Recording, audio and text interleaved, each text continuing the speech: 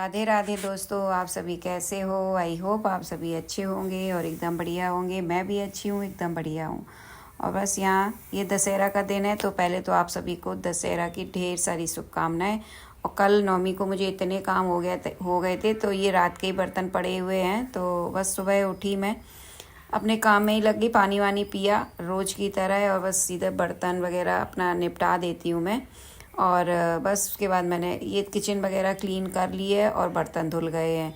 ये काम मेरा बर्तन धुलने का काम हो जाता है ना, तो फिर ऐसा लगता है किचन के मतलब पूरे ही काम निपट गए, क्योंकि सिंक वगैरह साफ़ पड़ी रहती है ना, तो ऐसे लगता है कि हाँ मतलब किचन में ज़्यादा काम नहीं है। और आज सुबह की पूजा ये कर रहे हैं, वैसे मैं ही करती हूँ सुबह की पूजा। और क्योंकि मतलब भगवान नहलाना, प्रसाद वगैरह सब कुछ रखना, वो अच्छे से फिर हो जाती है। जो ये तो अपना जल्दी जल्दी करते हैं, इसीलिए मैं इनसे सुबह की पूजा नहीं करवाती हूँ। और आज मैं ज़रूर इनसे करवा रही हूँ पूजा, क्योंकि आज मुझे बहुत सारे काम भी हैं और एक काम मतलब मेरे लिए बढ़ गया है। मतलब कहीं कहीं आपके काम, जैसे किसी मकान में या किराए से जाओ रहने के लिए, तो आपके काम कुछ हल्के हो जाते हैं। बट यहाँ क्या है, मेरे काम ज़्यादा बढ़ गए हैं। बढ़ने मतलब एक्स्ट्रा मुझे सफाई करनी पड़ती है। एक्स्ट्रा ऐसे कि आज बाथरूम में, जो मैंने कहा ना कि इस मकान के बाथरूम बहुत बेकार हैं, बहुत बेकार। इस बाथरूम में क्या है, इस बाथरूम में अगर मैं ऐसे ही पाइप डाल दूँ उसका, ये वॉशिंग मशीन का पानी मतलब ड्रेन वाला, तो ये पूरे बाथरूम में भर जाता है। बाथरूम में भर के कमरे की तरफ आने लगता है, क्योंकि इसका जो बाथरूम की इनकी ढलान है ना, वो बिल्कुल सही नहीं है। तो कपड़े यहाँ धुल गए हैं और मैं निकाल रही हूँ। तो कपड़े मैंने सुबह ही मतलब लगा दिए थे, तो मैं दोबारा फिर बाथरूम में गई देखने के लिए, चेक करने के लिए। तो मैंने देखा कि पूरा बाथरूम में पानी भरा है। तो फिर मैंने कहा लो, अब सर्फ का पानी तो पूरा बाथरूम गंदा ही सा हो जाता है, तो पूरा वो पानी मुझे निकालना पड़ा। और इस वजह से मेरा काम बढ़ गया। फिर मैंने पूरी बाथरूम फिर दोबारा से पानी डाला, फिर उसमें वाइपर लगाया। कि जो बाथरूम में हमने जो पाइप वॉशिंग मशीन की निकलती है ना, वो हमने ऐसे नहीं डाल रखी, उसको नाली में फिट कर रखा। वो पता नहीं कैसे निकल गई, क्योंकि ऐसे डाल दो तो वो उसमें ढलान ही नहीं है। तो मैं तो रोज़ ही वाइपर मारूं, क्योंकि जो वॉशिंग मशीन होती है तो वो तो रोज़ ही चलती है। ऐसा एक भी दिन नहीं होता जिस दिन मतलब मशीन ना चले। तो और उसके बाद दूसरा काम मेरा ये था कि अब पूजा वगैरह ख़त्म हो गई है नवरात्रि की, तो फिर यहाँ पे मतलब फैला पड़ा था। तो मैंने कहा मैं नहा के आऊँगी तो पूजा मतलब जब करूँगी तो पहले मैं यहाँ पे सारी साफ़ सफाई करूँगी, फिर उसके बाद करूँगी पूजा। तो मैंने कहा बहुत लेट हो जाएगा, आज पूजा उठानी है, चौकी वगैरह उठानी है, ये नारियल के बहुत सारा सामान यहाँ वहाँ, पूरी बर्तन वगैरह सब नवरात्रि का ऐसे ही मतलब सारी चीज़ें पड़ी थी। तो मैंने कहा मुझे फिर इसमें ज़्यादा टाइम लग जाएगा। और मैंने बाल वगैरह फिर धोने थे, क्योंकि ये पूजा वगैरह उठानी थी, और मैंने बाथरूम भी साफ़ किया था फिर। तो यहाँ पे ये सारे बर्तन मैं निकाल लेती हूँ। तो इस वजह से मैंने इनसे सुबह की आज पूजा करवा ली। तो और नवरात्रि की पूजा हो या किसी की भी आप पूजा करो, तो फैलाव सा हो ही जाता है। तो बस यहाँ पे जितने सारे बर्तन थे वो मैंने सारे बर्तन निकाल लिए हैं, क्योंकि इनको भी मैं साफ़ कर दूँगी। और बस यहाँ पे चौक भी मैंने पूरा समेट लिया है। ये आटा है ना, मैं चिड़ियों को या गाय को डाल दूँगी। तो यहाँ पे फाइनली ये इतना काम हो गया। अब बस ये बर्तन वगैरह मैं निपटा दूँगी। और बस ये है कि ज़्यादा दिन तक फिर पूजा वगैरह पड़ी रहे, फिर वो अच्छा भी नहीं लगता है। और यहाँ पे पूरा मंदिर मैंने पोंछ दिया है, और सारा नीचे फर्श वगैरह पोंछ दिया, और सारे बर्तन मैं धो लाई। फाइनली सारे बर्तन भी धुल गए और पूजा घर बिल्कुल क्लीन हो गया है, पोंछा वगैरह मैंने लगा दिया है। और इसीलिए मैंने इनसे सुबह पूजा करवा ली थी। मैंने कहा नहीं तो फिर मेरी पूजा काफ़ी लेट हो जाती। पहले मैं सारा मतलब समेटती, क्योंकि पूजा करने के बाद तो या तो फिर मैं शाम को समेटती हूँ। फिर शाम को कुछ मुझे लग रहा था कि सुबह अब जो काम निपट जाए वो निपट जाए, पता चले शाम पे छोड़ दो, शाम को कहीं कुछ रह जाए, फिर अगले दिन फिर मंगल बृहस्पति शुक्र शनि, फिर शनिवार हो जाता, तो सब पूजा फिर नहीं उठ पाती। तो इस वजह से मैंने कहा आज फाइनली मैं पूजा उठा ही लेती हूँ। दिन भी अच्छा है, फ्राइडे था। और बृहस्पति को मैंने उठाई नहीं थी, क्योंकि बृहस्पति को पूजा उठाते नहीं है। और नौमी के दिन मैंने शाम को मतलब थक गई थी, तो मैं भूल गई। मेरी मम्मी ने तो नौमी के दिन ही उठा ली थी, क्योंकि अगले दिन बृहस्पति था, तो इस वजह से फिर पूजा पड़ी रहती। बट मेरी तो पड़ी रही। आप लोग बताना, आप लोगों ने मतलब नवरात्रि के बाद किस दिन पूजा उठाई थी। तो बस पूजा घर के काम निपटाने के बाद, मतलब साफ़ सफाई करने के बाद, फिर सीधा मैं आ गई किचन में। जो मेरा रहता है कि मैं नहाने के बाद अपना लंच बनाती हूँ। तो यहाँ पे आज लंच में मैं ना रोटी बना रही, ना सब्जी बना रही, ना दाल चावल, कुछ भी नहीं बना रही हूँ। और आज कुछ अलग ही स्पेशल लंच बनने वाला है, क्योंकि उसको दशहरा को मैंने कुछ नहीं बनाया था। बच्चों ने शाम को मतलब बाहर खा लिया था और मेरी ज़्यादा अच्छी तबीयत नहीं रही थी।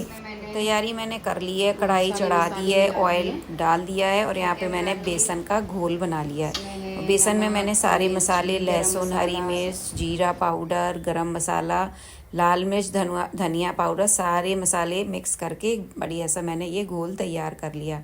और आप लोग सोच रहे होंगे कि मैं पकौड़ी बना रही होंगी, क्योंकि पकौड़ी बनाने के लिए भी हम बेसन घोलते हैं, है ना। तो लेकिन मैं पकौड़ी नहीं बना रही हूँ, कढ़ाई भी मैंने चढ़ाई है। और आप लोग सच में कमेंट करके बताना कि आप लोगों ने क्या सोचा था मैं क्या बनाने वाली हूँ। तो यहाँ पे मैं पनीर की आज सब्जी नहीं, पनीर की आज मैं सब्जी नहीं बनाने जा रही हूँ दोस्तों। आज मैं बनाने जा रही हूँ पनीर के पकौड़े। तो ये पनीर मैं लेके आई थी शाम को, यानी कल बृहस्पति को, और मतलब बृहस्पति मतलब कि दशहरा वाले दिन। तो शाम को मैंने मंगाया, तो फिर ये पनीर रख के मतलब घर में रख दिया, मैंने फ्रिज में उठा के रख दिया। और शाम को फिर हम लोग चले गए, वो पान वगैरह ख़रीदना था तो, और बस फिर वहीं पे बच्चों ने कुछ खा लिया। तो फिर आके मैंने बनाया नहीं पनीर का कुछ भी। मैंने कहा चलो अब रख देती हूँ, अब किसी को कुछ खाना नहीं है, सबने थोड़ा थोड़ा बाहर ही खा लिया। तो मैंने नहीं खाया था, मैंने तो अपने घर में ही आके खाया था, क्योंकि मैं तो बाहर का खा ही नहीं पाती हूँ। तो इस वजह से ये पनीर फिर रात में बना नहीं। तो अभी मैंने लंच में मैं सब्ज़ी बनाने वाली थी पहले, तो फिर मैंने पूछा, मैंने सब कहने लगे नहीं मम्मा, पनीर की सब्ज़ी तो आप बहुत बार बना चुके हो, हर बार पनीर की सब्ज़ी बनाते हो, आज पनीर के पकौड़े बना लो। और बहुत दिन हो गए पनीर के पकौड़े खाए नहीं। तो मैंने भी सोचा सही है, मैं भी पनीर की सब्ज़ी काफ़ी बार बना चुकी हूँ, मैंने पनीर के पकौड़े बहुत दिन से नहीं बनाए। तो यहाँ पे बस पनीर के मैंने कुछ स्लाइस कर लिए हैं, और पनीर ज़्यादा है तो मैं आधा ही बनाऊँगी, क्योंकि मुझे तो खाना नहीं है। मैं तो जब भी ऐसी चीज़ें बनाती हूँ तो मतलब मन मार के ही रह जाती हूँ। ऐसी बीमारी मतलब ने मुझे घेर रहा है, या मेरे ऊपर अभी ये बीमारी हावी है, ऐसी है कि मुझे ये सब चीज़ों को मतलब अनदेखा करना पड़ता है कि मैं क्या बना रही हूँ। जब भी मैं ऐसे पनीर पकौड़ा या पनीर की सब्ज़ी या मैं छोले राजमा कुछ भी बनाती हूँ तो मैं नहीं खा पाती हूँ, मैं अपने लिए कुछ और बनाती हूँ, तो मुझे बड़ा बुरा लगता है। और बट मैं क्या कर सकती हूँ, मतलब होता है। फिर अगर आप नहीं करो ये, मतलब अपने लिए कुछ अलग से ना बनाओ, तो फिर वो डॉक्टर को दिखाने जाओ, पेट दर्द सा हो, दवाइयाँ खाओ, तो उससे अच्छा बेहतर है कि चलो छोड़ दो। जब तक जैसा चल रहा है तब तक उसको स्वीकार करके और अपना करते रहो। मतलब कुछ और मैं बना लूँगी अपने लिए। अब देखो मैं क्या बनाती हूँ, पहले मैं बच्चों के लिए बना देती हूँ, फिर अपने बारे में बाद में मतलब देखूँगी क्या बनाऊँगी मैं भी कुछ बना ही लूँगी। तो यहाँ पे बस मैंने पनीर के पीसेस काट के और बेसन में ही घोल दिए, मतलब लपेट दिए। वैसे भी ऐसे भी कर सकते हैं कि बेसन अलग साइड में रख के घोल के रख लो बैटर बना के किसी बर्तन में, और एक एक पीस डुबो डुबो के ऐसे भी लोग सेक लेते हैं, बट मैंने ऐसे कर लिया है।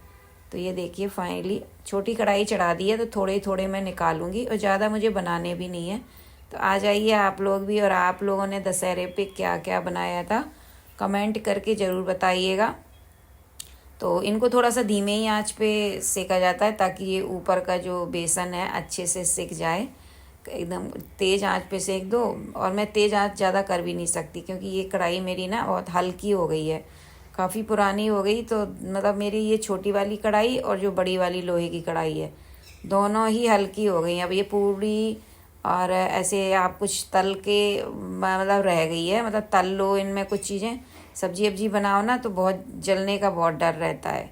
तो थोड़े थोड़े करके मैं इन लोगों के लिए ही बनाऊंगी। और मैंने ये भी कह दिया कि अब मैं कुछ नहीं बनाऊंगी, शाम तक सीधा मतलब अब रात का ही खाना बनेगा। ये नहीं कि मैंने पनीर पकौड़े बना दिए अब मैं फिर थोड़ी देर में कुछ और बनाऊं।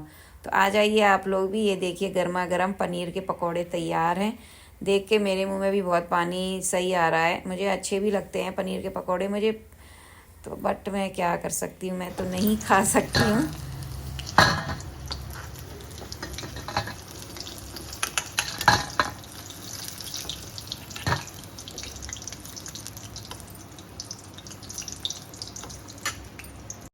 तो कढ़ाई अभी चढ़ी हुई है और पनीर के पकौड़े धीमे धीमे आंच पे सिक रहे हैं। तो साइड में मैंने आटा लगा लिया। अपने लिए आटा लगा लेती हूँ थोड़ा सा, और 2 रोटी अपने लिए बनाऊँगी क्योंकि भूख मुझे भी लग आई है। और हाँ, ज़्यादा नहीं, 1-2 पनीर के पकौड़े मैं भी खा लूँगी। बट दाल रखी हुई है तो दाल के साथ देखो मैं क्या बनाऊँ। और पनीर के पकौड़े बनाते समय मैं सोच भी रही थी कि मैं अपने लिए क्या बनाऊँ कुछ अच्छा सा। मेरा भी खाने का मन हो रहा था तो फिर मैंने एक आलू उठाया, क्योंकि पनीर के पकौड़े फाइनली बन चुके हैं और थोड़ा सा बेसन बच गया है। तो फिर मैंने एक आलू छीला और उसी में ऐसे गोल गोल स्लाइस करके मैं भी अपने लिए, पनीर के पकौड़े तो नहीं खा सकती हूँ बट हाँ आलू के पकौड़े मैं खा सकती हूँ। तो उसी में मैंने एक आलू को मतलब कट करके गोल गोल स्लाइस करके डाल लिए हैं।